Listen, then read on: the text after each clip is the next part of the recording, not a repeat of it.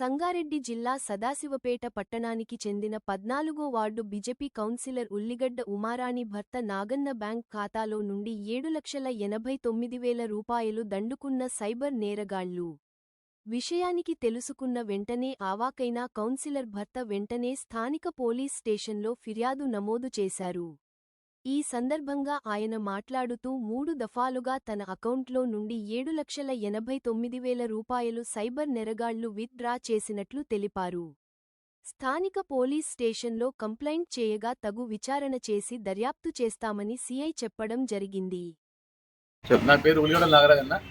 ఇండోసెంట్ బ్యాంక్లకించి నిన్న నైట్ల 8:16-15 నిమిషాలకు 2,50,000, 8:16 నిమిషాలకు 2,50,000, 8:17 నిమిషాలకు 2,89,000, 3 స్టేజీలలో కలిపి 7,89,000 ఆన్లైన్లో వెళ్ళిపోయినాయి నా డబ్బులు. దీనిలో నాకు ఏం మెసేజ్ రాలేదు, ఎలాంటి ఓటీపీలు రాలేవు, ఏం రాలేవు. ఆల్రెడీ ఒకసారి చూడగానే మనకు కనబడ్డది ఆ లెక్క. వెంటనే వెళ్ళిపోయినాయని మా పక్కన సార్ చూపిస్తే వెళ్ళిపోతున్నాయి డబ్బులు వెళ్ళిపోతున్నాయి వెంటనే చక్కగా వచ్చి పొజిషన్కి వచ్చి కంప్లైంట్ ఇచ్చింది. దాన్ని మాకు సార్ గారు తొందరగా స్పందించి నంబర్ ఇచ్చేసిండు. ఇక్కడ ఫోన్ చేసినాం, ఎఫ్ఐఆర్ బుక్ అయింది.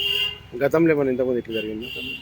బెట్టింగ్లో నంబర్ పైన ఏమైనా అట్లాంటి ఫస్ట్ టైం ఇది జరగడం, ఇది ఫస్ట్ టైం సార్. ఇలాంటి ఎప్పుడు జరగాలి, ఇప్పుడు జరిగింది.